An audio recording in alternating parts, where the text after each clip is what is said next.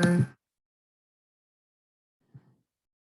right, well, welcome in everyone. This is exciting. May 25th, I just want to welcome everyone to Behind the Stream STEAM Discovery with Netflix. I just want to briefly introduce myself, welcome you all in. My name is Adrienne Pruszynski. I am the founder and program director for StarTech Global Academy, which is a nonprofit dedicated to STEM diversity. We're the ones bringing you Behind the Streams STEAM Discovery with Netflix. Now, Behind the Streams is a series of free workshops for teens to discover STEAM education and Netflix career pathways, plus the resources to get you there. Now, you may be wondering, what exactly is STEAM? Well, STEAM stands for science, technology, engineering, arts, and math. It's STEM with the addition of arts. Now, when we say arts here, we mean the ways in which technology and STEM are used in the arts. For example, this presentation was made on a digital design app. Part of what we hope you'll find interesting today is all of the unique ways that STEAM is used in different types of careers. Now, before we dive in, I want to cover some Zoom etiquette real quick. If you look in the bottom left corner of the Zoom window, you should see a microphone with a line through it. It looks like this, and it just means you're muted. We'd like everyone to go ahead and stay on mute until the Q&A part, but you are welcome to use the chat feature. On the bottom of your Zoom window, you can see the chat icon. You can go ahead and click on that and say hi if you're joining us virtually. And then otherwise, there's the view. At the top right of your window is a view icon. There's the side-by-side speaker view, which helps you best see who's speaking. Then there is the standard view, which shows the presentation with participant cameras on the top. I have that circled. I like to see everybody. And then there's the gallery view side-by-side, which shows the presentation with the cameras on the side. Last but not least, just a friendly reminder that we are recording the sessions and translating them into other languages. So community members who are not here can still get all the awesome info. So if you know somebody who might be interested, you can always let them know that we will be posting these recordings, and you can let them know that that'll be happening in the next month. Now, if you're in person, I really hope you're enjoying that free pizza. You may also know that the first 10 participants to sign up and complete the workshop exit survey win $25 Amazon gift cards. We are also giving out gift cards in addition to that during the Q&A. Now, we're going to email those gift cards, so we need to know your email address. If you've already signed up on the website, you are good to go.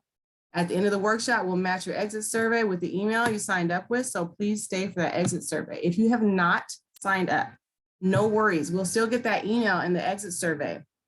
So you can, if you're online, virtual, you can always throw your email into the chat box. Otherwise, just please stay for that exit survey. We will get your email and send you the gift cards then. For those of you who don't win, all participants in the location can pick up free swag packs. And then for our agenda, we've already covered the intro and Zoom etiquette. Our other topics are just why STEAM from our workshop leads, a Netflix STEAM story with our special guest speaker, and a Q&A panel with our special guest speaker and our workshop leads. Then we'll finish with that brief survey I told you about. It helps us improve our workshops. It finds out if you'd like to be matched with a mentor, and it helps us get grants to keep these workshops free and coming to you. At this point, I'm going to go ahead and turn it over to my workshop leads, Zeba, Kira, and Inovi. Thank you, Adrienne. Hi, everyone. My name is Zeba Kanchi. I am lead intern for this workshop. I'm from Seattle, Washington. I went to Tai High School. My dream is to become a doctor. I got interested in STEM while I was doing volunteering work at hospital after school. In the left picture, it's me doing volunteering at hospital. In the right picture, me presenting at T-Mobile during my Tech Bridge field trip. In my free time, I like to cook and binge watch Netflix. And I'm working on my Associates of Science degree in biology at Harlan College. With that, I will pass it over to our IT intern, Kiara. Thank you, Zeba. Hi, guys. I'm Kira. I'm the IT intern here. I'm currently a computer science student at Olympic College. So I'm prepping for my associate so I can transfer to a four-year university and hopefully get a bachelor's and a master's in computer science. It's the plan. One day I want to become a math professor because I feel like we need more of them. And yeah, and then just develop software. So when I am not studying, I am hanging out with my husky puppy Lucy here. She's my road trip buddy, so she goes everywhere with me. Yeah, and that's me. So I'll pass it over to Anobi. Hello, everyone. My name is Novi. I go to Seattle University and I'm majoring in psychology. I'm currently a junior there. We can't hear Novi. Oh, thank you. Okay, can you hear me now? Yeah, thank you. Okay. Yeah. My name is Inovi. I go to SU and I'm a junior majoring in psychology.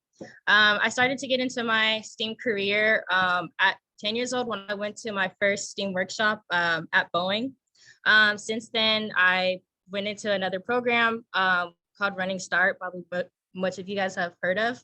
And they just helped me build my interest in psychology and what I wanted to do. And then I also was in my scholars program, which I don't know if you go to Garfield, you probably have heard about that too. They helped me connect to other resources and workshops, as well as providing scholarships to pay for the career that I'm trying to pursue, as well as College Success Foundation, which is also up there. In the bottom right corner, you'll see a kid who has like her wheels turning, and that's just to resemble that I want to become a child psychologist one day. So that's my plan and that's my dream. Thank you. And I'll pass it back to Zeba for the rest of the presentation. Thank you, Novi. So now you guys might be wondering why STEAM? There are hundreds of different STEAM careers. We will explore some of them today. There are also many different pathways to a career in STEAM. You can choose the one that fits you best. Something to note is that in the US, STEAM jobs are growing at twice the rate of non-STEAM jobs. So there will be a job waiting for you in STEAM when you finish with your schooling. Also, in the US, the average pay for STEAM jobs is twice as much as the average pay for non-STEAM jobs. Now, let's play a little game. When you hear STEAM, science, technology, engineering, arts, and math, what careers comes to your mind? Let's see what careers we can guess. Use the chat box to enter your guesses if you're virtual, or if you're in person, share your guesses with our in-person workshop links.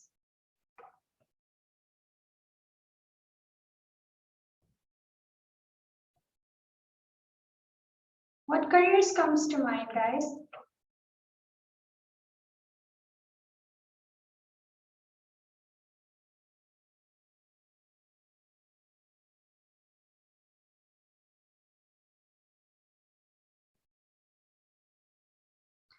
My dream is to become a doctor, so that's also a part of STEAM careers. Adrian said video game programmer.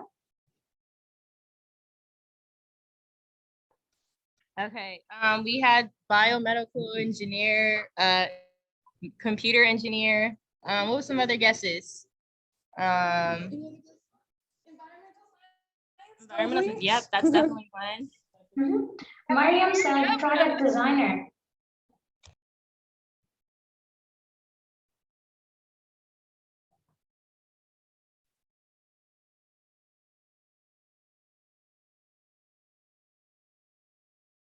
Any more guesses, guys?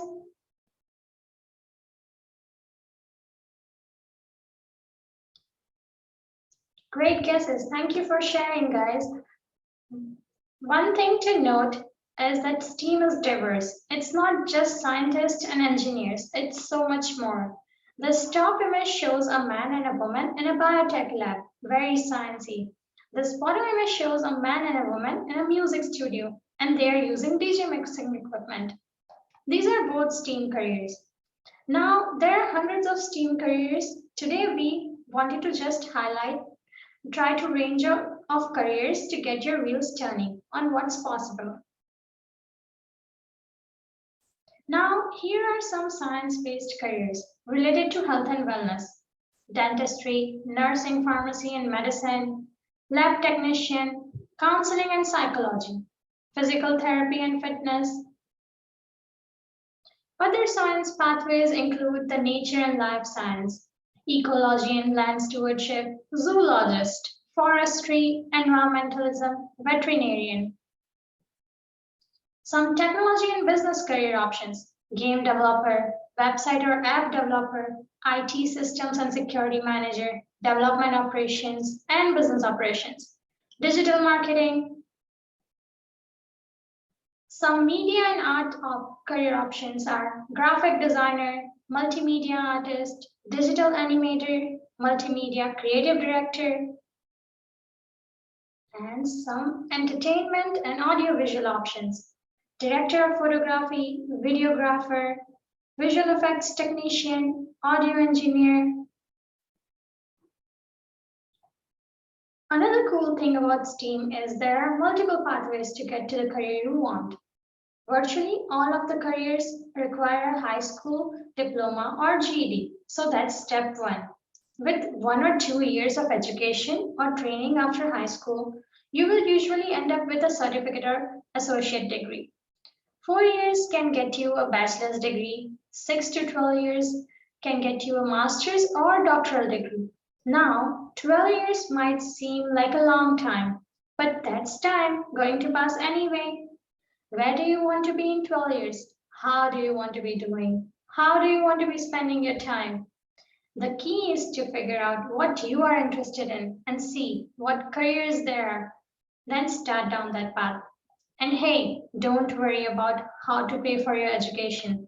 There are always scholarships, grants, and student loans that will help you cover the cost. At the end of the workshop, we will connect you with a resource guide that will help with tutoring, scholarships, and more. Another great thing about STEAM is the job pays pretty darn well. We like to call it a family wage, meaning you can live on it and support a family. Each of those career fields has a way to get into it with a shorter path, medium path, or a longer path. Usually, the longer paths pay more, but not always. There are some 2-year paths like information security or business operation that pay as much as other 6 to 12-year paths. We are talking $25 to $45 an hour. So it really depends on the specific career. So key takeaways. Firstly, there are many diverse careers in STEAM, all the way from engineers at Boeing or SpaceX to life science and multimedia artists. Secondly, multiple pathways to each career field. On average, careers in STEAM require 1 year to 12 years, but time is going to pass anyway. So where do you want to be? And third, if you put it all together, it's really about finding something you are interested in, choosing a pathway and let that lead you to a career in STEAM. Lastly, it's important to remember that any job also has ongoing training and education. So you can always switch pathways or careers or you change your mind. Now, I want to show you the resource guide I mentioned. We are creating a guide for each workshop location with a list of local resources, including advising, tutoring, computer labs, study spaces, free Wi-Fi, food, workshops, and so much more. You can find it via this link at the bottom of the page. I will also put the link in the chat for our virtual participants. If you ever forget the link, you can always just go to steamdiscoveryproject.org and the resources guide links will be there in the menu. Here is an example of what resources guide looks like. You can click on the location of your choice. For those of you at Rainier Beach Community Center, you would click at the South Shore link to find resources near you. And it will take you to a customized list of support resources curated just for you. Now we have our Netflix guest speaker before we will move on to our Q&A panel and your chance to win more gift certificates. Our guest speaker today is Mariam Brema, a lead product designer at Netflix. Hello, hello, hello. Thank you so much. And I want to make sure I say your name right. Ziba, did I say that right? Awesome. Can we give a round of applause for Ziba? Like that was amazing. You might have given me some resources. I wish that I knew that early on. Maybe my path wouldn't be as crazy as what I'm about to share. So I'm gonna start sharing my screen. And I'm gonna make sure that you all can see it. So I'm gonna see if the nods are there. Do you see a picture of me with glasses on? Awesome. Okay. All right. Well, like Ziba said, my name is Miriam Brima. I am so excited to be invited to talk to you all today. I am currently a product designer at Netflix, which I will explain what that means right now. So basically, whatever your Netflix product looks like, the way the icons show up on the left, the way all of the titles and the movies and the TV shows that you watch, how they show up in a row. I'm not sure if people have ever used our top 10 list at all. That the way all of that looks and feels, I did all of that, like all of it. All the good things, I did it. All the bad things, I didn't do it. But all the good things, I definitely did it, right? So all the stuff you like, I designed all of it. I'm just kidding. It's probably like 40 other people on our team that are also product designers like myself, who have designed everything that you touch and you feel and you experience with Netflix. So that's what I do on a day-to-day basis. I'm going to tell you all kind of how I got to that point, because it's one of those careers that you don't really know of until you do it and you're like, whoa, this is great. So outside of my 9 to 5, I'm also the founder of the Kamoyo Fellowship and Kamoyo Insights, which helps train product designers and entry-level product designers across Africa. I'm of Nigerian descent. So just to explain to you all what this is, this whole presentation, I want to go by my mantra. And one of my mantras that I use has been just doing it. And I like to emphasize the doing part, which I'll get to in a bit. But really what it really means to me is that I generally like to create the things that I wish existed. If it doesn't exist, then I'm going to do it and I'm going to create it. So let's just backtrack, right, before I jump into all of that. So like, you got to always start with your baby pictures, because that's how life starts. And like, at the minimum, if people, are trying to talk to you, give you advice, at the minimum, like, they'll probably be nicer if they see a baby on the screen. So I'll start with my baby pictures. This is how I started life, right? This is infancy, but I like to call this phase of my life the explorer phase, right? This is when I was trying to explore many things around the world. I was just born into this world, trying to see what it was like. Like I said, I'm from New York.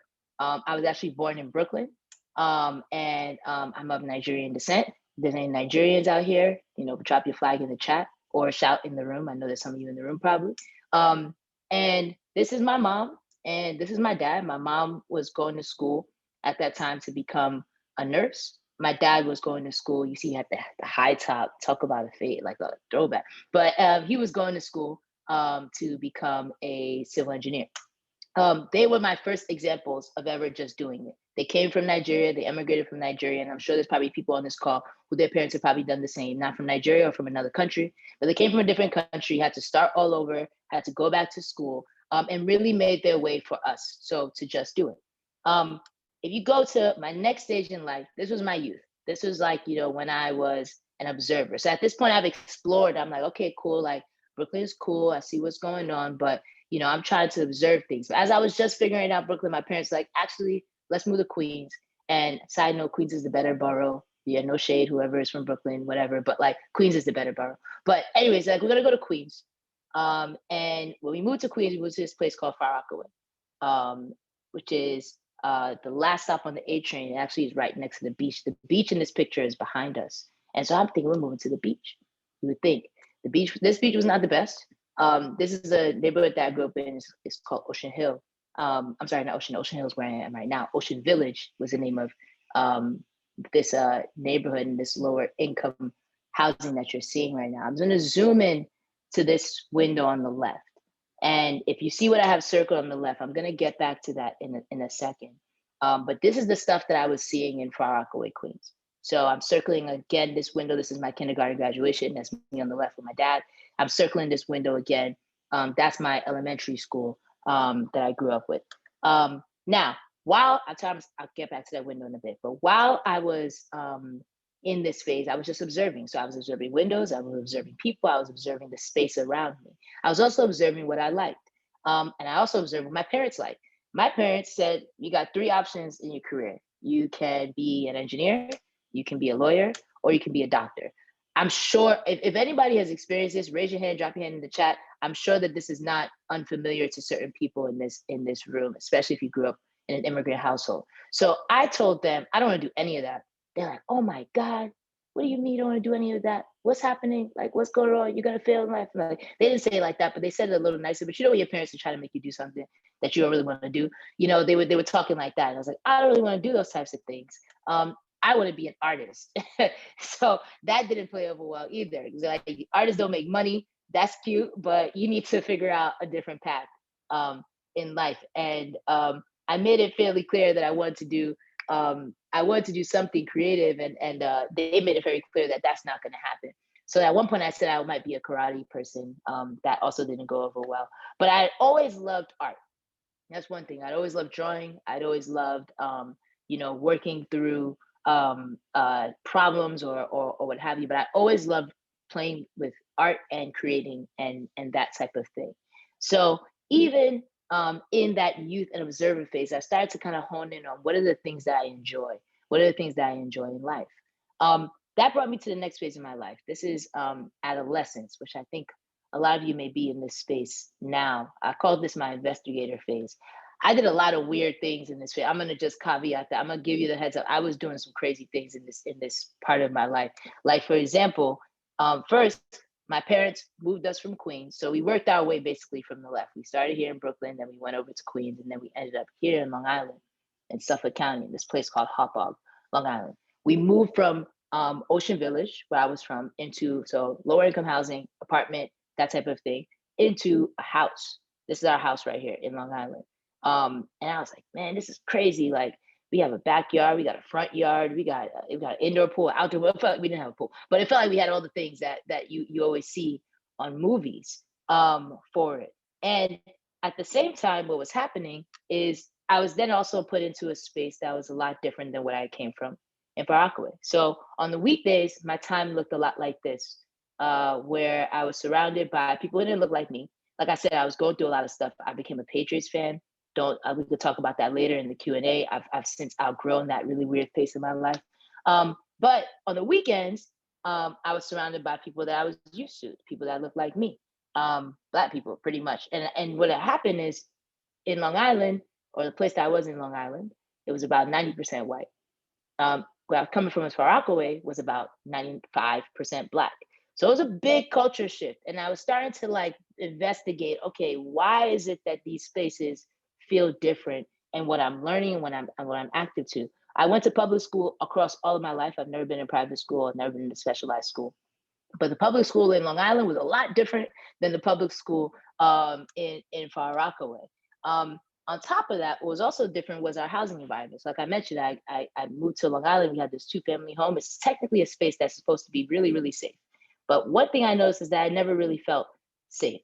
I felt safer in Far Rockaway, in this space, which honestly was not the safest, than I did in our family home in Long Island. And I started to try to be like, okay, why is it? Why is it that I feel unsafe in this space? Additionally, like I mentioned, the public schools are a lot different, at least the ones that I experienced. The public school in Far Rockaway there was no way I would ever be able to do something like this. This is a scan of one of my first architectural drawings that I did. In 9th grade, we had an architectural drafting class. So imagine, right? And so that was the first time that I learned that, like, oh, all of the spaces that we live in, all of the things that buildings that we frequent, all things are people built these things, people design these things, architects design these things. I learned that everything as small as where an outlet goes on a wall to anything as big as how tall should how big should your plot be. Something as minute even as what type of windows should you use, what type of roof material do you want to use? All of that is designed by an architect. So I'm like, yo, this is crazy. I want to be an architect. I think I'm gonna be an architect. At the same time, a lot of my friends in Far Rockaway, I was in touch with them. And one of I shouldn't call him a friend, I'll put him as an acquaintance. He actually ended up being incarcerated. And so I got really, really interested. This is while I'm in Long Island. So I got really, really interested at that point in prison architecture. And specifically, I really wanted to understand kind of like what conditions was he experiencing in that time. And again, this is where I started to see something that I had grown familiar with throughout my time. You remember those windows that I've been circling? So I saw that in some of my stuff. And then it made me start thinking about Far Rockaway. And I'm looking at the windows from my apartment complex, and I'm looking at the windows in the prison. And I'm seeing a bunch of bars on the window. But then when I came to my house in Long Island, we didn't have any bars on the window. And I started to think, I'm like, hey, okay, all this architecture stuff, I'm like, all of this stuff is a decision. People decided to put bars on certain windows of certain buildings and not put bars on other windows. And I started to wonder, like, is there a tie between how buildings are created, how buildings are designed, really, in lower income spaces, in lower income areas versus in higher income areas? And why is it that spaces like the one that I was talking about in Far Rockaway look so similar to prisons or feel so similar to prison architecture? And it was in that moment that I decided that, you know what, I want to be an architect. And I'm going to be an architect, and I want to redesign lower income housing, and I want to redesign public housing so that it can feel the way that natural spaces are supposed to feel. And I have a whole bunch of thoughts on prison architecture, but I'm not going to bore you guys with that. So I decided, I did my investigation. I decided, all right, cool, I'm going to be an architect. The other part of this investigation, and this part I will say is one of the few things that Long Island gave me that I'm excited to share. Even though I dealt with a lot of racism, I dealt with a lot of like being the only Black girl in class, I will say one thing I learned from people on Long Island is that they love Gilmore Girls. I'm not sure if anybody here has ever watched the show or if they've seen it. I'm not going to advocate for you to see it. Do what you want. It is on Netflix. Shout out. It's not on Disney Plus or Hulu. Also shout out. But like, it is on Netflix. So if you ever get a chance, you should watch Gilmore Girls. It's great. Anyway, so I got really into Gilmore Girls. One of the main characters of Gilmore Girls, her name is Rory. Rory Gilmore is her name. And she ended up going to Yale. Now, this is the first time that I just started seeing like, okay, like people go into places that just hearing about schools and hearing about universities. Like one thing is my parents, it was always very clear that we had to go to school. But in my mind, the only schools that I had thought of were schools that were around me, community college, local colleges. There's nothing wrong with them, but just that was where my limitations kind of went. So when I heard about Yale, I'm like, oh, this is cool. Like, what is this? And the first thing that came to mind was their color is blue. The Yale school color is blue. My favorite color is blue. I'm like, that's a match. They also their mascot is a dog. I love dogs. Raise your hand if you love dogs. I know you probably do. So it's also a match. So I'm like, you know what? I think I'm gonna go to Yale. And Yale also happened to have the largest or the one of the best undergraduate architectural programs. So I put my whole mindset and I said, I'm gonna go to Yale. I went to my guidance counselor. This is still Long Island. I went to my guidance counselor. I said, hey girl, I want to go to Yale. And she was like, actually, people like you, I don't know if that's the best for you. Maybe you should think about places that are a little more quote unquote achievable. So I'm like, all right, you're a hitter. I'm gonna take that and I'm gonna keep moving. But then I went to my parents and I was like, hey parents, I want to go to Yale. And they're like, do you have Yale money? And I've said, I do not have Yale money. And so I need to figure out what I'm gonna do here. And this kind of goes into what you were mentioning, Ziba, around scholarships and stuff like that. So I started again, still in my investigator mode. I started investigating. There's one thing about me, if you tell me no, I'm just gonna figure it out. I'm just gonna do it. So I did what I know best. I started just doing it. I started researching, okay, what are ways that people of my income status and my parents' income status are able to go to these types of schools? And I started doing the investigation. I should say one thing with Yale or with other Ivy League schools, the biggest thing is they have a lot of money. A lot of money. It's not to say a lot of the money came from good places or not, but they have a lot of money. And one thing that they make sure of is they value talent over anything else. They don't care how much money you have. That's not going to be a reason why you won't get into their school. The reason why you won't get into a school is other things, but never money. And I like to stress this, especially with people like us, because I don't ever want anybody to be in a scenario that they're like, oh, I'm not going to apply because I can't afford it. I promise you, if you get into one of these schools, you will be able to afford it. They will make sure that you can. And I'll get into that later on if you all want to talk about it more. So I did all the investigation. I'm like, I found out that they have one of the best, scholarship programs in the nation is usually with these Ivy League schools. So I told my parents, I'm like, look, guys, we can afford this. Like they're gonna cover probably 90% of tuition throughout the year if I get it. So in my mind, I'm like, all right, cool. I'm going to Yale. You can't tell me nothing. Now I go to college, right? This is like me getting into the experimenter phase. I'm like, look, I've done the investigation. I know what I want. Now I actually got to see what it's like when I apply this in person. Like there's one thing to read about it. It's one thing to get knowledge about it. It's another thing to experience it. So that's where, I experiment. And, colleges, I'm sure some of the interns on here, you all are in college right now. The college is basically meant for experimentation. So again, I'm going to Yale. I applied to Yale. single choice early action, which means I said, if I get it, I applied to Yale earlier than what the most college deadlines are.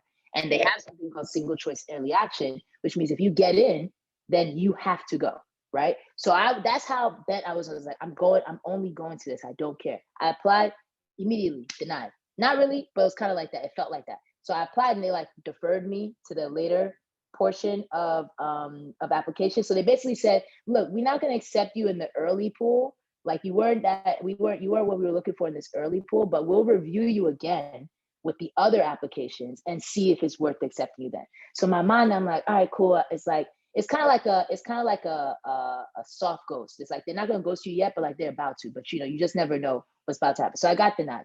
My heart, everything shattered. I'm like, I don't even know what to do. What's about to happen? At the same time, while I was applying to Yale and applying to other colleges, my parents, specifically my dad, was like, you have to apply to Harvard. And he's Nigerian, so he's like, you have to apply to Harvard. And I'm like, okay, I gotta apply and whatever. But I actually really didn't want to go because I mean, Yale and Harvard, as you all probably know, they're rivals. So, and also Harvard's colors is crimson.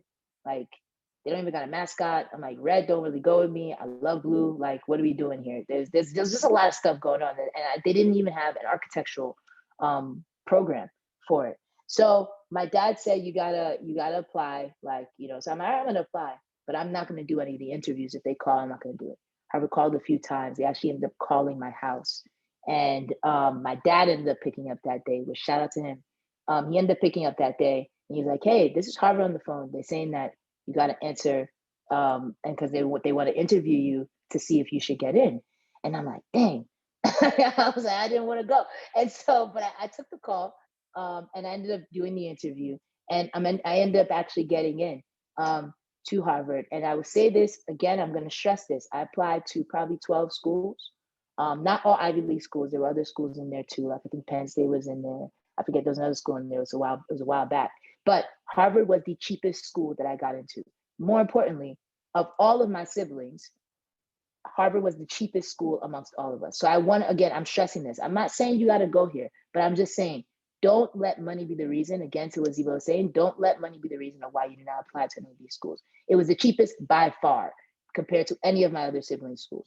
So anyway, so I get in and I'm like, all right, cool. Well, I'm here now. I got to learn about this new color. I got to learn about this new city. I got to learn all these things. I know nothing about Harvard. I didn't think I was going to get it, right? The other thing, like I mentioned, and again, in just doing it, was that Harvard didn't have an architectural program. And remember, I'm like, I want to be an architect. Like I'm going to be an architect. I'm changing public housing. Enough is enough. So one of the things you can do at the school, it's a liberal arts school, is that you can actually make your own major. So in the whole spirit too, like I said, if someone tells me you can't do something, I'm always going to figure out how I'm going to do it. And so I said, you know what? I'm going to make my own major. I'm going to create my own major at Harvard. I'm going to call it architecture, something special. It wasn't anything special, but I was like, I'm going to do this at this thing called architecture. And I was on the path. I was taking architectural courses at a neighboring school. And then I ended up doing like history of architecture courses at Harvard. And I was doing well. And I looked at, okay, what do you need to get into some of the best architectural programs? Like you need a master's of architecture. This kind of, again, gets to what Ziba was mentioning of like, I could finish my Bachelor of Arts degree, which is a 4-year degree, right? And then after that, I can get into the master's degree. And with architecture, similar to being a doctor, you're in school for almost 8 to 12 years. So that's the 8 to 12 year range that Ziba was mentioning. And I'll be honest with you, I read that, I'm like, oh, dang, do I really gotta redesign public housing? Can I do something else? But I'm like, you know what, let me just try.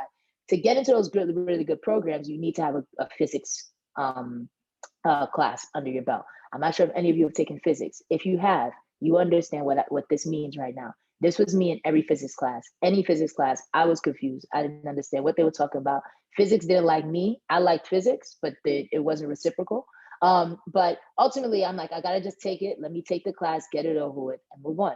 So I'm taking the class, and again, your girl fails. it wasn't even close. Like I just failed everything. I failed everything. It was like they were like, girl, what are you doing here? Like, why? What are you doing? So again, I'm in my second year of college. I'm thinking I would be an architect, and I failed physics, which means I'm like, oh no, I don't think I'm gonna be able to go to architectural school, like do my master's program. Like, what is my life about? Oh my gosh, I'm in shambles. I'm still trying to, but again, I'm experimenting. I didn't know it then. It hurt. But in hindsight, I was experimenting with what could my career path be. So even though I took that failure hard, one thing that I knew is that even though I didn't like the physics part of it, I loved the creating. I love the mindset. I love thinking about what is a space supposed to feel like. I love that. To this day, I still enjoy it. So I'm like, okay, you know what? I might have failed the physics part, but I think I'm one step closer to knowing that I want to do something that allows me to create experiences and whatever that may be. I thought about karate for a second too. I'm like, maybe I should just go and be a karate person. That didn't last either. But again, in the thinking of just doing it, one of the things that I then started to learn while I was in college and the experimentation is that in order for you to be doing something, you have to focus on the biggest thing, which is to do. And I emphasize that with the experimentation.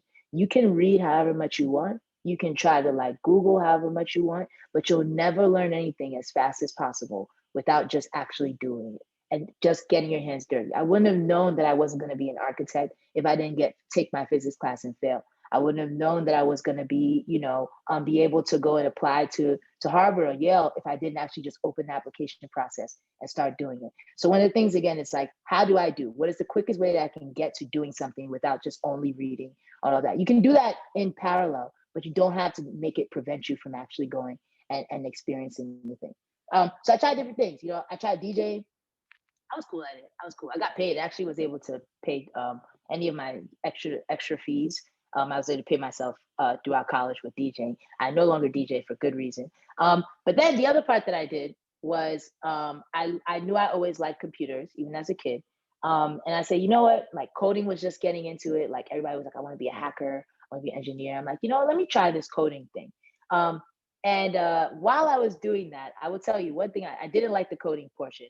I went to class and I was like, y'all lost me at a raise. But there was one class that I went to in particular, and they spoke about something called Graphical User Interfaces, which stands for GUI, right? And what they were explaining was what I'm doing now today, which is the beginnings. It's the beginnings of what I'm doing now today, which is user interface, user experience design, also known as product design. Remember what I said? I create these different experiences that you all love on Netflix. Graphical user interface was the beginning of that in technology. And so when I heard about it, I'm like, yo, they're explaining, they're like, yo, like, people basically, they take these websites where they design apps, they design, whatever it might be, using like Photoshop. At the time it was Photoshop. Now there's Sketch, there's Figma, there's a whole bunch of design tools specifically for this career space. The thing that got me though with it was that even though you're talking about something that's supposed to be digital, what I loved about it was I was able to still create these experiences. So remember, I thought I would lose that with architecture. I was trying to find a way to be able to do that in another way. And with graphical user interface, it's the same thing. With user interface experience design, it's the same thing. So instead of architecture where you go about and you say, okay, I want the light switch to be on the left, I want the outlets to be, on the bottom of the floor at 3 feet tall or whatever, I want the windows to look like this. The thing that I'm doing now in user interface, user experience design is that I want the button that people to click to log in to be in the top right. I want, I want the row of content that people are clicking to. I want that to take 3 seconds as you click through. I want video to show up in this left-hand side. So I'm literally creating an architectural draft of what your Netflix experience looks like. And I'm using the same mindset. It was just that I was using a different medium. Instead of creating buildings, now I'm creating interfaces. So the switch was really easy for me. And again, I wouldn't have come upon that if I didn't fail at architecture. So I'm like, yo, I'm about to be a user interface designer. On top of it, I looked at the job market. They were hiring. Ziba mentioned this. They were hiring, they were paying well. And they were paying really well for me to play and design. And I'm like, that's great. So now I could be an artist and I don't have to be broke. And I looked at my parents, I'm like, I told y'all, man, I'm gonna do it. Like, you don't know what's about to happen. So in my mind, I'm like, okay, I gotta do this thing. First thing I gotta learn is Photoshop. Thankfully, I was already doing Photoshop at that point because I thought to build an architectural portfolio, I thought that I had to learn Photoshop. That's actually not true. But either way, I ended up doing a lot of Photoshop stuff and doing a lot of graphic design. At the time, that was something that was popular. People knew graphic design. If you came to them and said I wanted to be a user interface designer, it wouldn't have made sense. So I did a lot of graphic design. I actually ended up applying to a bunch of internships because it was my junior year. So I was really late in the career. And I ended up applying to, I ended up getting into CBS Sports Network. I applied to over 100 internships. I got interviews to 2. I've got 1, and it was CBS Sports Network. And it was the first time that I actually can now say I got a graphic design or a design role. Why I knew I was doing this is I said, I know I don't want to do graphic design. I knew I wanted to do user interface design, but I also realized I was in the game too late.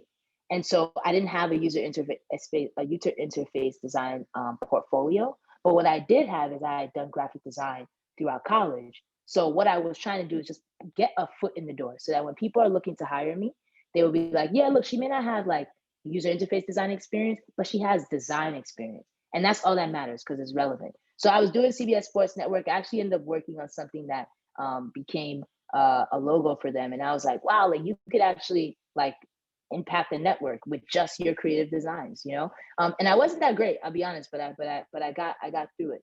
The other thing I said was, you know what? Everybody that's doing this stuff, everybody that's using user interface design is in San Francisco. At that point, the farthest west I had been was Pennsylvania. So your girl was like, I don't know what this is in California, but I got to be in California. So I said, all right, after I finished college, I'm going to California. This is when I became an adult, quote unquote. But even in this space, this is the first time I would say that I actually was a student intentionally. I wanted to be a student in San Francisco and I wanted to learn from the best. I know me, this is for different people. I become whoever I am around. So I was like, I need to be in San Francisco. That's where the best designers are. If I'm there, I can learn from everyone there. I got my first job at this company called Inflection. It was a startup, very mid-sized level. It wasn't Google. It wasn't Facebook. It wasn't anything flashy. I actually intentionally didn't apply to those paces. One, I knew I wasn't going to get in. I just wasn't talented enough. You got to be real with yourself. But two, I actually wanted to be somewhere that I could be able to experience all parts of design. Because mind you, at this point, I still hadn't had any formal user interface design experience. I was just kind of like, hey, I'll do graphic design for you. If you need a logo, I'll help you with your logo. If you're building an app, I'll act like I knew what I was doing, but I didn't know what I was doing. So I wanted to be somewhere that I could experience all parts of design, just to really make sure that in a professional setting, that I would be able to actually be I'll be a designer. While I was at Inflection, I actually was able to do things not only just with user interface design, but I ended up creating a brand for our recruiting program called Fresh with Team. I ended up building out the website. So I played creative director for this. I ended up, directing photo shoots. This was a photo shoot that I directed in the middle portion there. And ultimately, this thing that I creative direct, this thing that I was just playing around with and just doing for the company, ended up being recognized in Business Insider as one of the most influential recruiting brands of the year. Going against a Google, going against a Facebook. And this was something that, again, I just had built or I created by myself as a way to just kind of stretch all the different ways in which I could be creative and which I could design. But no matter what, even though I was doing all these things, the thing that I always loved was still user interface design. Ultimately, and you also time check me because I'll go over, so let me know if I'm okay. But ultimately, while I was at Inflection, I got to design something that wasn't just creative. And I actually was asked to manage a team. So this was 2 years into my time at Inflection. I'm 24, I think. I had 2 years of design experience, but I was growing really rapidly because of the things that I was mentioning to you before. Whenever I wanted to try something, I would do it and I'll ask for forgiveness later. Whenever I didn't understand something, I was around people that were smarter than me. So I was learning from them all the time. I was putting myself in those scenarios so that my growth was super fast. So I think it was actually in less than 2 years' time, they asked if I wanted to manage that same team that I had joined. And I initially said no. And same thing, my parents were like, what are you doing? You need to go, when people tell you to manage a team, you just try to do it. But I was like, I don't think I want to be a design manager. Like one, I think I still have a lot of things to grow. But ultimately, I ended up taking the job. Listen to my parents, listen to your parents. They're usually all right. So I listened to my parents and I ended up managing a cross-functional design team, meaning I had people that were product designers and I also had researchers. And because of that, this was the first time that I actually experienced designing spaces. So things that are not things you can touch, but actually designing how people interact. In my time as managing that design team, we were able to create systems that made us move faster. I was able to work with organizations. And that was the first time that I actually started learning about how do I design teams? How does that work? I will tell you, I still didn't like it, but it was helpful for me to do because I knew that then when I get to my next career, I don't want to be a design manager. I like creating. I've always liked creating. And because I took that role and because I took that management role, it's the same reason why I actually ended up getting to Netflix. And that gets me to my last portion of this is my career. My career really started when I took the job at Netflix. And this is where I like to say I played an entrepreneur role. So when I say that, it's like, you know, entrepreneurs, we go out, we find things. An entrepreneur will go out and say, I think this is a problem and I want to solve it. And I don't think anyone is solving this. I'll create it myself. With Netflix, one thing I really enjoyed is that I could be an entrepreneur, meaning there were problems that I saw that Netflix wasn't serving, that Netflix wasn't really figuring out, that I had the leeway to go and create myself. And I should say, I never thought I was going to work at Netflix. My dream was that I was going to actually work at Google. And when I even got the job in Inflection, I was already like, I'm going to spend 2 years here and I'm going to go to Google. But I when it was time for me to apply for new roles, I was thinking, one, I wanted to go somewhere that would give me business experience. I knew one thing, I was never going back to school, ever. That was just for me. I said, I did my school time. I don't learn in the classroom. I learned in the real world. But I still wanted to do like business school experience. I wanted to build my business acumen. And then the same question came around was that I don't have business school money. So how can I get this in a way that's a little bit more scalable? That's where I heard about Netflix. Netflix allowed us to do all of those things. It allowed me to build my business acumen. I started designing for people around the world versus just designing for people in the US. My designing this career had allowed me to now be able to speak to people in India, speak to people in Kenya, speak to people in Mexico, like literally all over the world. My designs were being experienced, and I got that world view and that business view while working at Netflix. And so one of the things that I talk about with the entrepreneur thing is even with people like, these are our two co-founders, Reed Hastings is on the left, Ted Sarandos on the right. One of the things that they did really early on was that, and when I talk about being an entrepreneur, is they actually allowed each other to spend $100 million without even talking to somebody to be able to buy one of our first original series. And because of that bet that they took, that's how you know Netflix of what it is today. They took a bet, they took an idea, they had a lot of constraints against them, and they said, look, we're gonna put $100 million and create our own content. And that's how Netflix started them creating their own original series today. So that was the type of stuff that I was being surrounded by. Was like, it wasn't just design, it was people that were making really important strategic business decisions, which has eventually now led to me actually thinking that way when I started doing my own business. But before I get into all of that, I will talk about some of the things that I did while I was at Netflix. So one of the things when I first joined, the biggest thing I noticed is like honestly, I'm going to be open with you all. Most tech companies and most companies that we're talking about do not have a strong Black or brown community. They did not have strong Black or brown employees. When I joined Netflix, there weren't that many of us.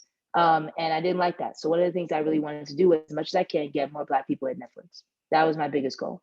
I joined our Black employee group, and they needed like swag for an event we were doing. And so I was like, all right, cool, I'll just design something. I opened up Photoshop, or it was Sketch at that time.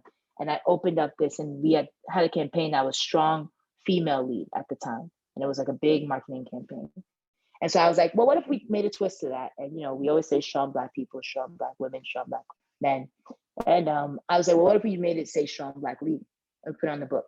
And people were like, oh yeah, cool, let's do that. That seems like a great idea. When we did this book, it pretty much sold out. And so it was free, but people were like, we need the books. Like, so like, we don't have any more books, but next time we promise we'll have more. Then while I was in Netflix, there's this event called Afro Tech that's for Black people in tech. You all should check it out at any point. I think it happens every November. If you're in college especially, you should definitely look at it if you're looking for roles in tech. And I noticed again, it was the second year they were running that event. I'm not in HR. HR is what they do when they're hiring people. I'm a designer, but I noticed that Netflix didn't have a presence at the event. And 2 weeks prior to the event, I messaged our human resources team, our HR team, to say, we need a presence here because we need to get more Black people to be aware of the fact that they can work at Netflix without having to be talent. And eventually we ended up building, in 2 weeks time, we got the largest, largest presence at the event. We ended up having people come and record their stories about what it is to be a Black employee. When is the first time, they felt represented in tech. I think I may not have time for this, but do I have time to show this video, or am I over time? You are good. Okay. It's 4:20, so we have Q&A and just a little bit, and so you're good to go. Okay, awesome. All right, so I'll show you all this video. We had over 500 people leave a video about, when is the first time they felt represented in tech. It ended up being the largest, at the time, the largest social campaign that we at the company had. and it was run by me and my other coworker, who, again, neither of us had experience running business deals, running HR conferences, getting involved in conferences. But in 2 weeks' time, we were able to pull some resources together. And I want you all to hear this example of someone at the booth that was explaining when the first time they saw themselves in tech. Hopefully you all can hear it.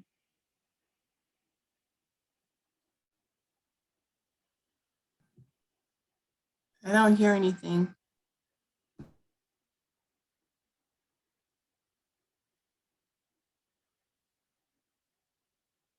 Were you all able to hear that?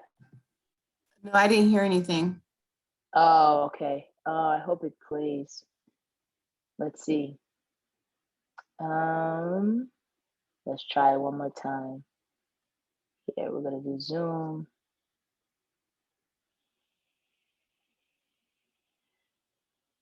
Okay, let's do audio. All right. Can you all hear this? Can you hear me still? All right, let's try now. No. No. All right. I'm sorry that it's not working. It worked when we did the whole setup last time, but it's not working today. So I will share it afterwards so you all can see. I'll try one more time and see, and then if it doesn't work out, I'll move forward. There we go. No. All right. Apologies. Hopefully it'll work next time. But basically what he's saying is that the first time he saw himself in tech was when his father was a technician, and working on, I believe he said, different computer applications. And it eventually ended up to him creating a coding academy for Black and brown boys in his community. So we're getting stories like that were super impactful for, and ultimately we ended up wearing these shirts called Strong Black Lead shirts. And we had all the people that were doing the booth, all the employees that were manning the booth, we had them wear these Strong Black Lead shirts. Everyone was like, I want a shirt, I want a shirt, I want a shirt. I'm like, yo, what's good with these shirts? Like, cool, next year we gotta bring more shirts. And then people in at Netflix, some of the Black employees at Netflix actually saw the shirt. One of them was actually on the marketing team, on our social team. He ran our social team. And he said, hey, like, do you think it's okay if we use Strong Black Lead to be a social channel? Like, we think it'll be a good way to represent our Black talent across the company and with the world. And I'm like, yeah, sure. And like this thing that started as a notebook, right? And then it became this, and I had a crush on him. So I'm like, oh my God, my baby's in our shirt. I was like, oh my God, that's babe, like, here my shirt. And so like I was like freaking out, all this other stuff. But you started seeing like our Black talent wanting to be like, hey, like, can I get a shirt? Can I get a book? Like, let me be part of Associated Strong Black Lead. And it became, and it still is, I believe, our largest social channel in the company right now. And it ended up becoming a full team. Like, there was a team of people dedicated to just this thing, Strong Black Lead. An idea that started off as a notebook, that started off as a sketch in my Figma file, now became, or in my sketch file, now became an entire company team. And this, you're not going to see the video here, but it actually ended up becoming a marketing campaign that was played at the BET Awards that year. And you have people like, Ava DuVernay, that was talking about Strong Black Lead, Spike Lee, like, that was talking about Strong Black Lead, Wade. You had a bunch of people in here that was talking about it. Right here, you can't hear it, but at that point that I was mentioning, the little kid from Stranger Things, he says that he's a Strong Black Lead. And I call my mom. I'm like, look, you told me I couldn't draw. Look at what drawing is doing. Like, they're talking about this stuff that's really cool. And so she was super proud for it. But again, this is stuff that I just kind of show, not necessarily to talk about myself, but to talk about the power that you have just by creating, just by doing. And it's tech. Yes, it's STEAM. But at the end of the day, there was some type of creation here that ended up leading to more Black people getting represented on screen, more Black people getting hired at Netflix. And I think even now our inclusion rate is at 50. It's double the rate that it was when I joined. And it was in things in terms of creating what you wish existed and just doing it, because you never know what people are going to respond to. Lastly, I'll get into the actual work. I work on Top 10. So I wasn't lying about that one. I do actually work on the top 10 experience for it. And there's been things that we've been doing just to try to test it, because a lot of people are like, what do you all do at Netflix? Like, I feel like it's just a bunch of boxes and rows. Like, what are you actually designing? Top 10 is a perfect example of that. We wanted to express, like, you know, popularity on the service. Some of the things that I've been working on recently is like, okay, what does that look like if we start putting video in there? So I've been working with a motion designer, which is also another job in tech. If you want to do animation, you like things that move, you don't have to be so static. So that intro that you all saw at the beginning is something that we've been looking at, like, what does it look like on the service? This one was something that we tested last year, which was trying to play with a more immersive top 10 experience, like having video be right in your face versus in the row that you all saw at the beginning, of what you normally see on the TV experience. So all in all, this is what it looks like when it's in development. So you can see they put kind of these like weird languages here. That's for us to understand what it looks like in different languages. Because top 10 in the US today in English, maybe let's say 12 characters. But if you're doing it in, like, let's say Japanese, or if you're doing it in Chinese, or if you're doing it in German, in Yoruba, it's super, super long. So we try to make sure we account for that. So this is what I was saying, is like, I get a lot of exposure to different parts of the world in what I do. Lastly, this is something, y'all getting sneak peeks right now, so you can't tell anybody about this. But lastly, this is something that we were working on, which was trying to look at different introductory videos. There's sound here that you can't hear, but there's different introductory videos to get people to be like, hey, here's something that's happening this week. And here's some kind of like cutting to different forms of it. Playing around with different UIs, playing around with different experiences, so you're not just always seeing rows and boxes. Hopefully by the end of this year, we will be able to get out of that ship. So all in all, I want to end with this. The thing that I learned the most, and I've learned the most up until this point in my life, is that even whenever you're doing something, I tend to do this a lot. But what I learned is that it is so important that whatever you're doing, it doesn't need to happen in solitude, and it's actually best when it doesn't. So programs like this, communities like this, where you are vocal about whatever it is that you're building, with the people around you that love you, that care about you, or even if it's people that are like, hey, like, I just want to build with you. You never know what will happen if you open your mouth and you say, this is what I'm doing. And like, you don't even have to ask for help, but people will be able to kind of, it'll influence people in so many ways that you have no idea it can. So I will leave off with that, because I know we want to spend some time for questions, but I really appreciate you all for having me here, and I'll stop sharing my screen now.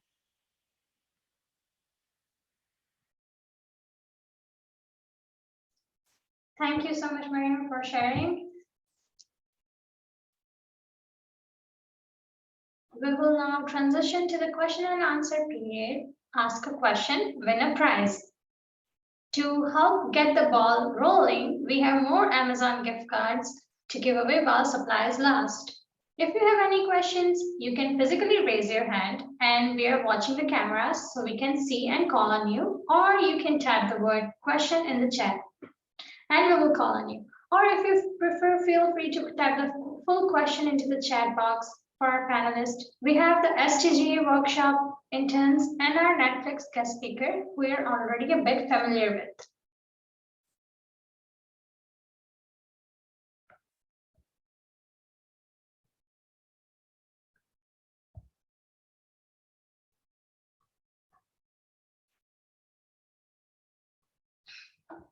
Okay, we have tons of questions. Okay. What like motivated you like to like really keep going? Like I'm tweaking. Did it switch around? Wait. There he is. Okay. Oh. Now you see yourself. Okay, I'm saying like what like how did you like not quit? Because I would have like been quit. Like what like really motivated you like and you keep telling yourself, I mean you like kept telling yourself like you could keep doing it and you could keep doing it and keep going. Like I don't like how. Yeah, that's a good question. What's your name, by the way? Okay, well. My name is Ray. Ray, okay, Ray, nice to meet you. That's a great question, Ray. Honestly, sometimes I'm stubborn, to some extent, but I don't like to feel like I didn't give 100%. That's one thing about me. And I also don't like when people tell me I can't do something. Like if somebody tells me I can't do something, I'm gonna do anything in my power to do it. And so like honestly, there were points like where a lot of those points, and I need to find other ways to motivate me, but honestly it's worked the best. It's like a lot of times it's like people were doubting me. People were like they may not be open about it, but they were doing different things to let me know that they didn't think I could do it. From my guidance counselor being like, you shouldn't apply, to these schools, to like even some of my parents being like, you can't be an artist that makes money. So a lot of those things like I can't go out like that, basically. And so it was just like all of that was what motivates me the most. Now I'm in a different space where it's not so much people are doubting me, but it's more like I'm doing something that I'm fearful of. So I would say it's two things. One, I'm usually scared of all these things. Like I was scared to apply to Harvard. I was scared to apply to Yale. I was scared to become a product designer. I was scared to move to San Francisco. I'm scared of what I'm doing right now. Like I'm starting my own company. Like, you know what I mean? So like I've always been, there's all these things that are scary. But the moment something is fearful for me is the minute I do it, because at the end of at the other side of all of that, every single time I've grown so much. So I usually just think about what's on the other side. This is just a process. It's a short-term gain, like for a long-term, set for a long-term win. And like I put it this way, like short answer, when I failed physics, I almost failed out of college twice. Like actually no, for the rest of my college career, I was always on academic probation because I thought I didn't deserve to be there. And the one thing I wish that I would have done is like, it doesn't have to be that hard. I could have opened up my mouth and be like, yo, I feel like I shouldn't be here, blah, blah, blah. Because it wasn't that I was dumb. It was just that I was like, I don't think I'm supposed to be here. And when I came out of that, I said to myself, I'm never going to be quiet about me wanting to give up or me wanting to, to quit. I'm always going to be vocal with people, because that's when the people around you are going to be like, nah, you have this, you got this, you can keep doing it, you can keep going. Like that's when you'll hear that stuff to kind of keep you going. So I hope that answer your question, Ray. Yes, it did. Thank you. No problem. We do have a few questions in the chat. Mirja Stefan's asking, how flexible are your hours? That's a good question, Mirja. So I am in New York, which is 3 hours ahead of San Francisco or California. So my day technically starts at 12 o'clock New York time, but it ends, if I do 9 to 5, it ends at 8 p.m. New York time. So one thing though is I would say is like with a lot of these tech companies, like my first job, we got to work from home. This is before COVID. We got to work from home every Tuesday and Thursday. And so you were pretty like, I was very flexible. Like I would do my laundry during that time because I didn't have laundry in the house at that point. But like I would go do dental appointments. I would be talking on the phone with my parents. Like I was really just doing whatever worked best for me. I'm a night owl. I do not like mornings. So like I actually like was great for me because I could come into the office later and leave later. People don't really care at this in this industry. I've noticed a lot of companies don't really care as long as you get your work done. Like there's no hand holding, like you gotta clock in, you gotta clock out. Like a lot of these companies are just like, you get your work done, that's fine. At Netflix, we have unlimited paid time off, meaning we can take vacations as long as we want throughout the year. Last year I took off 3 months because I was like, I need to take space. Like I need to just take space and like be and do things to kind of rejuvenate. So it's very, very flexible. Of course, this changes company to company. So you should be mindful of that. Like look up company culture, see how serious they are about work-life balance. But especially now, and I imagine by the time you all are going into careers, like work-life balance is already a thing right now. They're going to be even more open with that because like people are like, yo, it's enough is enough. Like y'all not going to just, yeah, this job can't kill me. Like we have a thing in Nigeria where they say I can't come and kill myself. Basically mean like you can't make me just kill myself for your stuff, because you literally a company cannot die for you, just like you can't kill yourself for your company. So I hope that answered your question. Should I keep answering the rest of the questions in here, or should I wait for the questions from the room? Yeah. So another question we have is from Tainara. She's saying, "What is your advice to people our age who want to follow your career path?" Oh, Tainara, did I say your name right? I hope I did. You made my heart sing. One, you're doing the right thing first is to ask that question. The second thing I would say, I'm all for free resources. People make this stuff a lot more complicated than it needs to be. hackdesign.com. Oh no, is it hack? No, it's not that. Hackdesign.org, I think. That's how I learned when I was in college and I was like, I want to do this. They didn't have any classes. Hackdesign.org is basically how I learned everything. And then from there, I just started creating user interfaces from there. So it's self-guided. You can go through it you can go through it by yourself. You can go through it in order, but it goes through all different parts of design for it. And like I said, it's free.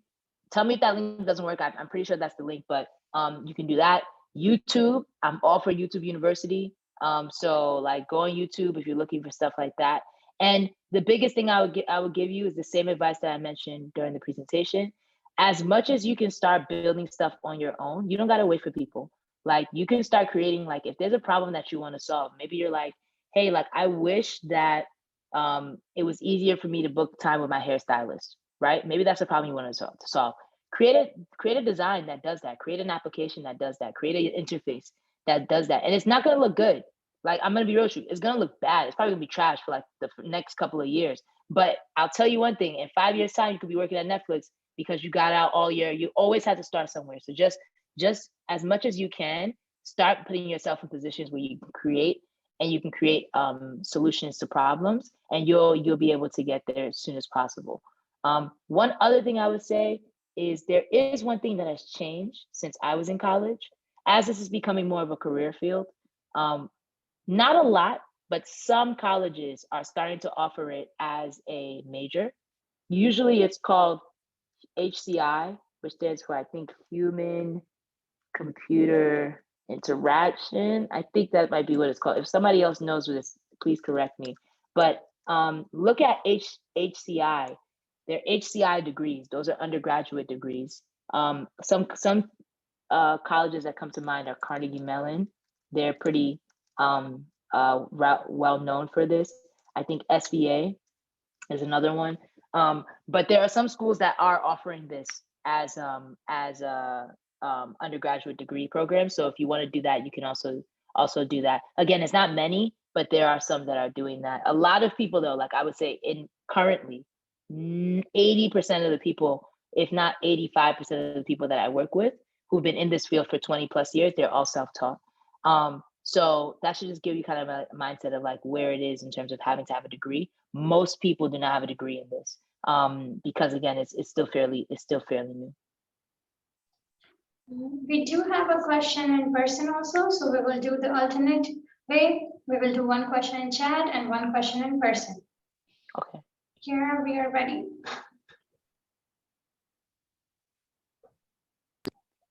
Hello? Yes, Hello. Can hear you. If we unmute the computer, it'll get feedback. So just go ahead and answer your question. I promise you can hear you. Oh, okay. Yeah, so earlier you said that you were a DJ. I wanted to ask how long you did that for and if that helped you in your career in your career with Netflix. Yeah, great question. What's your name, by the way? Oh, I'm Michael. Michael, nice to meet you, Michael. Yeah, that's a great question. What DJing helped me learn is, so it's interesting you asked this because now I think about it, but DJing, everything, like I said, is all design, right? And I know I sound like a broken record, but like every literal thing that you do is a form of design. Even you not deciding to do something is a form of design, right? And so with DJing, what was cool is that like, I had to design what somebody's night is gonna look like for, from 10 to 2 a.m. And when you do a DJ set, most of the time, okay, most people like if you go to a party, most people are not getting there on time, right? So between 10 and like 11:30, you're gonna be like you're gonna be DJing for people that are probably not either they're at the party, they're helping set up. It's not gonna be packed. It's just trying to get people warmed up. So you're not gonna play your top hits between 10 and 11:30. Then 11:30 to like 1:30 or so, like that's the middle of the party. You're playing the top hits. You're playing all of the like jams, all the whatever. That's when the party's getting started. You want to get people going. And then from 1:30 to 2, you don't want to keep playing jams until 2 a.m. because nobody's gonna leave the venue on time. So from 1:30 to 2, you're like, all right, I need to wind people down, let them understand you gotta go home. You don't gotta stay, you don't gotta go here, but you gotta get out of here, right? So you gotta learn how to do that. And I think one thing that taught me is basically how to stage my designs, how to prioritize different parts of an experience. So for example, I know when you turn on Netflix, you guys, you get to choose like your profile icon, right? Or you get to choose like what profile it is. The thing is, if I were to equate that to DJing, to me, that's the beginning of the party, right? Like that's the start of the party. So I'm not gonna start playing loud music at that point of the experience because you just getting warmed up. You know what I mean? Like, yeah, and people make fun of this, like when you turn on Netflix, it goes the dum, like that's why people react to that because they're like, yo, like I'm just trying to just ease in to this experience. So I think about my designs in that way. The second thing I would say it taught me is how to read people, even if they're not telling me anything.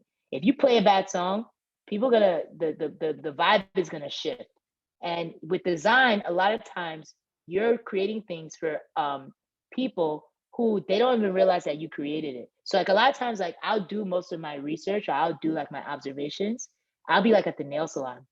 At my nail salon, they always have Netflix playing up. And what's interesting is they always have it on mute. So I see a lot of times how they interact with the experience. And I'll just watch how at points where they get frustrated, right? And I learned that through DJing because I knew like if I played a song, like most people are not gonna boo you at the, you know, at a set, like most, unless you, some parts of New York, we might get booed, but like most people are not going to boo you, but their vibe and their energy is going to change. You'll see that frustration. You have to react to that. Now you have to try to figure out, okay, like how do I please this person on the left that wants to hear slow vibes, that wants to hear R&B, where I also, you know, appease this person on the right that wants to hear drill music. Like, what does that overlap look like? How do I design for both of those audiences? That's basically kind of how I would say it helped. And it taught me how to make money with your craft without having to be under a company, because I was able to make my own, actually have my own side hustle, which you can do with design. You don't have to only work. Like I work for Netflix, but I've also done a lot of freelance projects that I make money on the side of as well. So that's I would say that's the great thing. That was a really good question. Thank you for that, Michael. Thank you. No problem. No problem. Thank you, Mariam. We do have one more question in the chat. Okay, I see it. I think we're there from Ibrahim, right? Yes. Were there certain people who helped you along your life or career? Always, always, always. My mom and my dad, always. Like I mentioned, like, you know, even though they're like, we don't want you to be a designer, or, you know, we don't want you to be an artist. One thing I would say that my parents, which I would say is a lot different than a lot of my friends' parents who are also Nigerian, when I told them that I wasn't going to be a doctor, that I didn't want to be a doctor, they didn't react in the manner of like, okay, well, we're not supporting anything that you do, which I think a lot of parents like that are like mine, that were raised like mine, would probably have been quick to say. They did still do it in their own way, but like one thing they always said is like, hey, look, fine if you're not going to do it, but whatever you do, you better be really good at it, and you got to be the best at it. So I would say they've always been very supportive in their own way, even though it's not this career path that they understand. Now I'll tell you one thing, they're quick to say, my daughter is a designer. Yes, she's designing at Netflix. Like, they're quick to be like, you know, to praise now. But I would say they encourage me in always knowing that, like, look, even though you're not doing something we understand or we get, we trust you.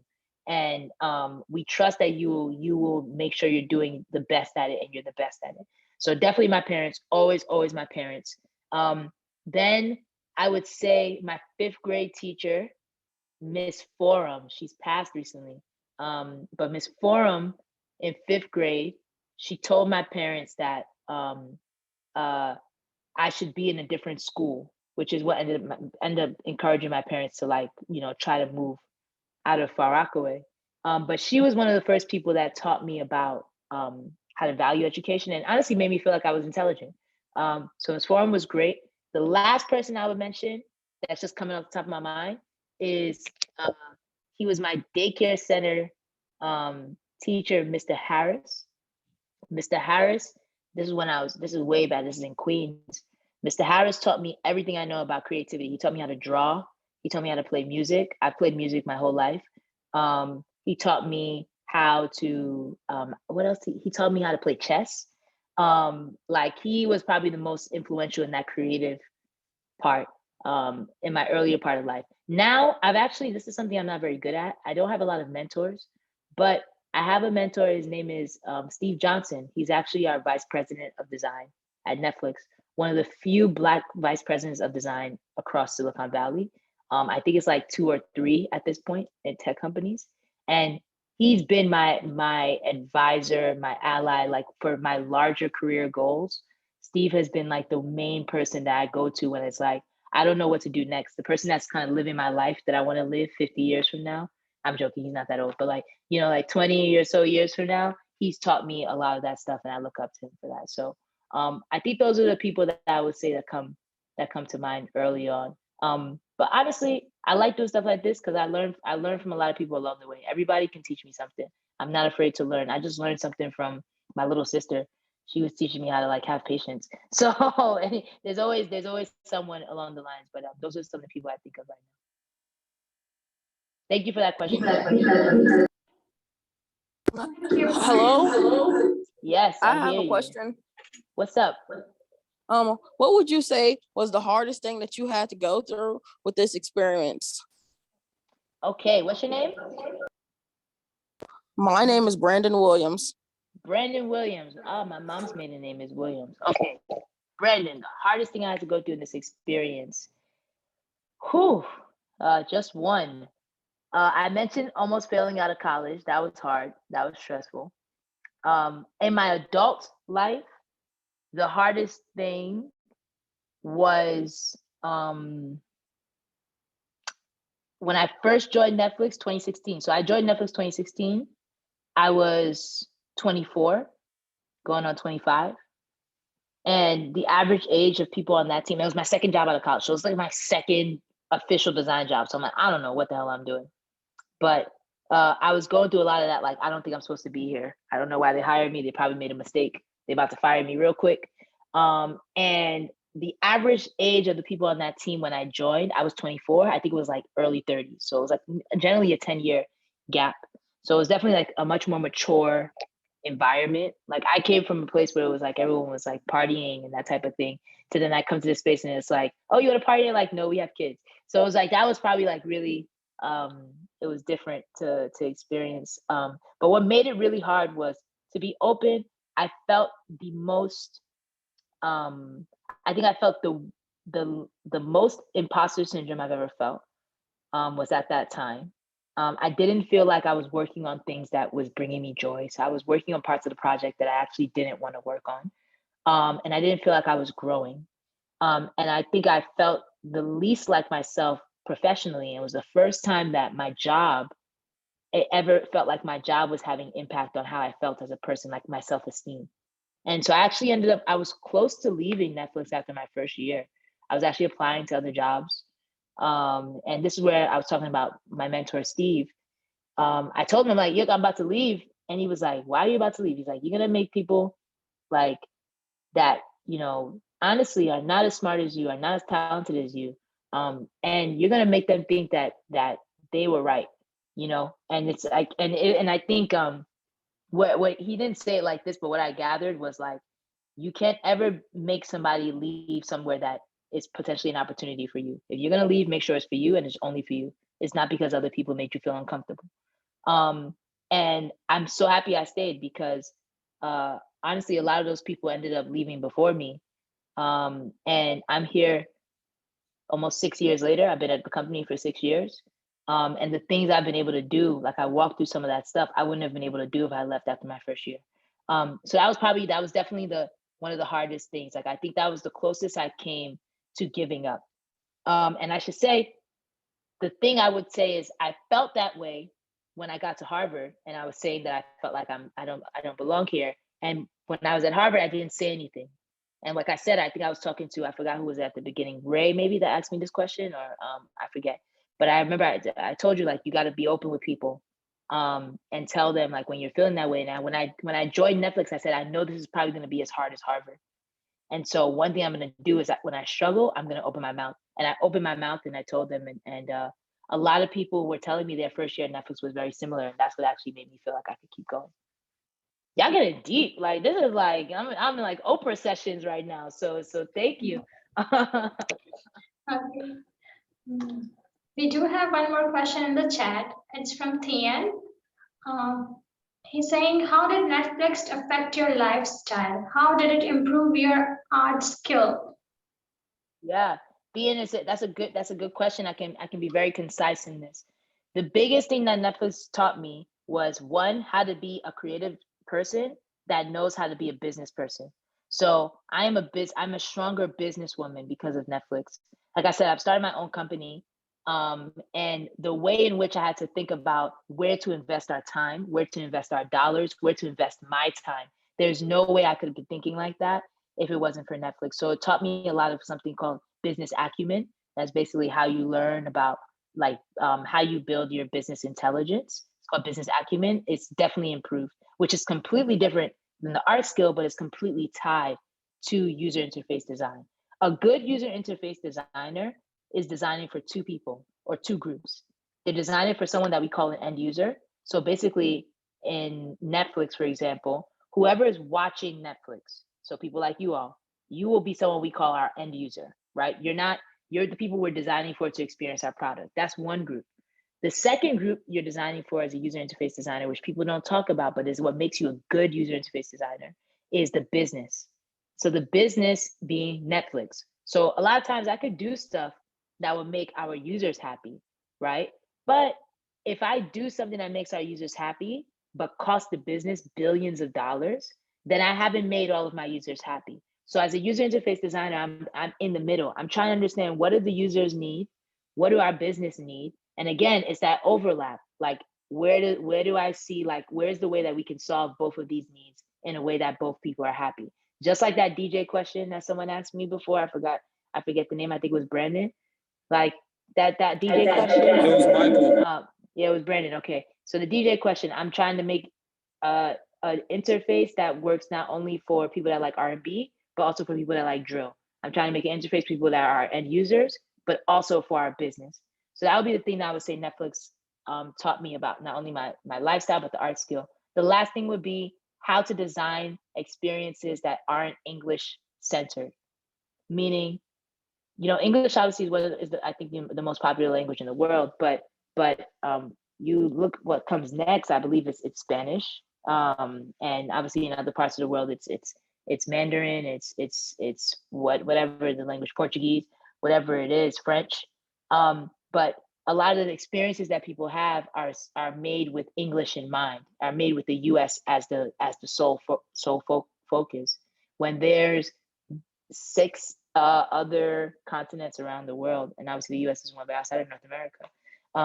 So I think that's been the biggest thing, is that, like, I try not to design English first. I try to design in like different languages, so that I can see what it looks like. Like, for example, Netflix, people don't know this. You can use Netflix in Arabic. If there's some people that are here that are that practice Islam or whatever, you know that it goes from left to right instead of right to left. So imagine looking at Netflix flipped. Like that top 10 experience, I had to flip that whole thing for Arabic. So, things like that is definitely a really nice art skill to have. And the last thing I would say, Netflix taught me that Black people can make money. And I'm gonna be real with you, like, and not only make money, but be able to invest that money and make it work for them. And I'm learning that a lot now, but I'm around a lot of Black people who are getting a really good check, who are able to now, I'm sorry, it was Michael, my bad, not Brandon, but getting a really good check, and who are able to take that money now, invest it in properties, invest it in real estate, invest it in their community, invest it in businesses. And so that's been something that I've been learning slowly. I'm not there yet, but hopefully next time we talk, I will be. Great, thank Mariam. Before we move on to our other questions, I would like to let other people know that if you guys need to leave early, please fill out the exit survey. Our lead interns, Kiara and we will be able to help you out there, but we will continue the questions until they are coming up. So we have another question in the chat, in the class also. Yes, Kiara, you can go on. All right, this is Michael again. I was the one that asked you the DJ question, but so there was something on Netflix. It was It was called Max, and it used to help you pick out your movies. I just wanted to ask Oh, like what happened to that. wow, that's a throwback. Oh, wow. So you know what's crazy is actually, I joined Netflix after, like, I think it was like maybe a few months after that went out. So we do something called A/B testing. I'm not sure if people have heard of it, but A/B testing is basically before you decide. So Netflix has over 200 million users. You could decide that you want to like create this experience and just just launch it across, you know, all 200 million users plus, you know, around the world. But if you do that, you're unable to kind of see what impact you could potentially have on the product. So for example, really quick example, when I used to work, I've worked on pretty much every team at Netflix at this point, from user acquisition, which just means I'm taking your money, like I'm asking you, hey, pay for Netflix, all the way to now I'm on the TV team. So it's like, what are you watching? But on user acquisition team, some of the designs that I had to do, like, you know, like it's really asking people, can you provide your email? Can you provide your credit card? Can you provide your login information? It's honestly very boring, quote unquote, design work, but it's one of the easiest ways to be able to tell how much impact your design has, because you could change something as simple as the background color of a screen, which is actually something that I did. I changed the background color of a screen and we lost millions of dollars like off of it. And the only reason I know that is because we did something called an A/B test, which we do with all of our designs and all of our experiences, where we said we're going to take, so of those 200 plus million people, let's take 10% of them. So that's 20 million people. And let's test this experience on 10% of those people. And let's see, okay, how they respond to different designs. So in that design, I tried a version, like we tested what happens if we change the background color from gray to white. It was that small. Or it was like, okay, let's test like if we make the buttons rounded corners versus boxes. That was a different portion of the test. So we tested out all these different things and we were able to see, okay, what performed the best, what performed the worst, and whatever performed the best, if any, is what we end up doing, calling something called productize, which is then we make it available to everybody else. So the remaining, 90% of those people then will get the experience. With Max, what you definitely experienced, I could say, is you were part of an A/B test. You were part of those 10%. The number changes, I'm just saying 10%. But you're part of those 10% of people. It's randomized around the world that were able to get this experience to see how people responded to it. The high level of it is that people didn't respond well to it, or as well, it didn't beat what people currently use today. And so we ended up not deciding to productize it for the rest of the user base. So that's the high level of it. But there is something like Max. It's kind of like Max, but not the surprise me function, or I think it's called play something right now. But if you're just trying to like randomly get something and watch it, it's not exactly Max. I know Max was guided recommendations, but it's something that lets you at least try to play around with the product, with the titles, without having to search for a title. I can't believe you mentioned Max. I thought that was like way before your time. That was way before my time. Thank you, Miriam. We do have one more last question in class, and then we can move on with our mentorship information. Cool. Go for it. Okay. I have a question. Okay. Oh, okay. How did you learn how to code? Oh, okay, great. What's your name, by the way? Izari. Izari. Thank you for that question, Izari. I'm glad to blow your mind, Izari. I do not know how to code. So how did I learn how to code is that I still don't know. So, but what I did learn, so I took that coding course and I didn't do well in that coding course. What I quickly learned is that coding was not for me. But one thing that I do know how to do, because I took that coding course, is I can understand the basics of developer language, engineering language, coding language, right? So I work a lot with engineers. Pretty much every day I'm working with an engineer. You can think of it like this. There's the architect, they design what the building looks like, but they're not actually the ones building the building. you have a civil engineer that actually goes around to decide how to build it, and then you work with like construction workers to actually build the building. So I'm the architect. I don't know how to code, but I need to understand what are some of the limitations of code so that I don't create something that is unbuildable, right? And same thing with architecture. I need to understand what are the limitations of materials, what are the limitations of physics, so I don't create a building that you can't actually use. So to answer your question, I never learned how to code, but I learned how to speak code. It's same thing of like, I may not know how to speak Spanish, but I can make do. It's kind of similar to that. So like I know how to speak HTML, CSS to my developers and to my engineering, my engineer partners when I'm working with them, so that they can understand like, hey, look, like I'm not going to talk to them in pixels all the time. I might talk to them in HTML or CSS so they can understand where I'm coming from. That answer your question? Yes, that answered my question. Thank you. Okay, no problem. You look like you got another question in you, but let me not put you on the spot. Thank you so much, Miriam, for answering all the wonderful questions. We will now move on to our mentorship programs information. Sorry, Ziba. There was one question in here. Did I answer this by Adriel? Oh, it seems like no. Should I still answer that or no? We can do a quick. Okay. I'll answer this last one, Adriel, because I love this question. How many designs? Is that what it says? How many designs of the top 10 list did you have to go through before the final design? Yeah. Many, many, many designs. We're still going through designs, like hundreds, if not a couple, like if not 500. There's so many iterations. The biggest thing I would say is design is never done. We tested, even in that top 10 list, the A/B test that I was just talking about with somebody else. I think it was Michael again.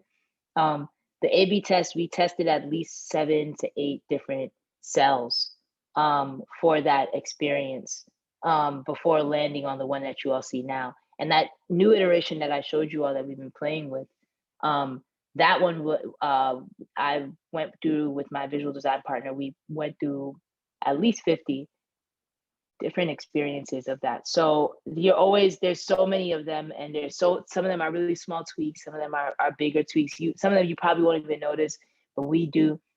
So it was a lot. And like I said, you're always, even though we've launched top 10, we're always still figuring out how to make it better, because design is never done.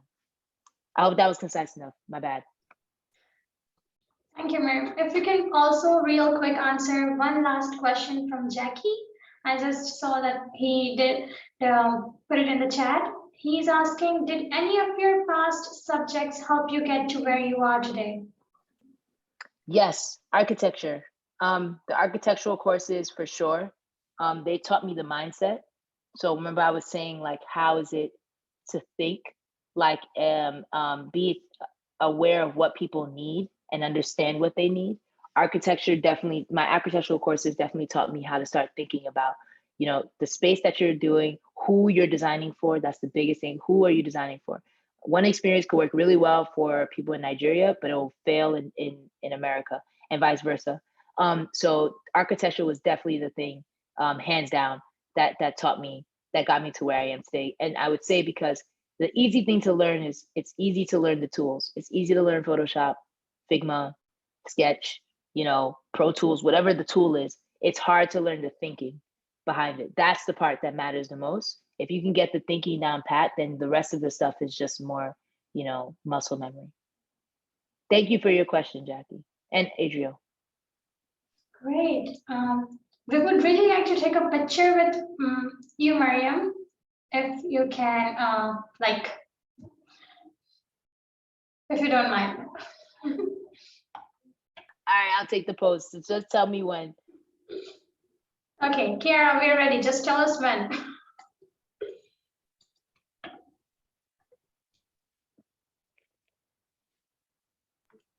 Okay, 1 second. We're just getting it all set up. Everybody's lined up at the front. Miriam, can you say something so you're up big on the screen? Say something. All right, I gotta say Star Tech for the win.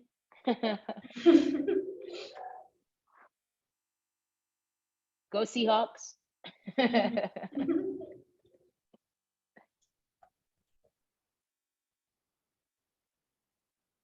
Maybe I should keep talking. Mhm. Nope. Okay. Oh yes, so that you. Thank you, thank you. We got some great Yeah. pictures. Yes, Awesome. thank you, Miriam. Okay. Thank you. Okay, guys, Alright. I do have a few more information for you before you guys leave. Mentor, are you guys interested in finding mentors for you? If Kiara can pull up the slide for us, would be really appreciated. Thank you, Kiara.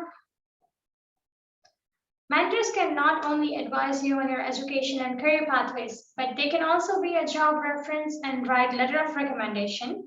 Interested in a mentor? Don't miss out. Let us know in the survey and we will have your mentor reach out to you via email. I will be pasting the link of the survey in the chat box. The link is case sensitive, so must be lowercase.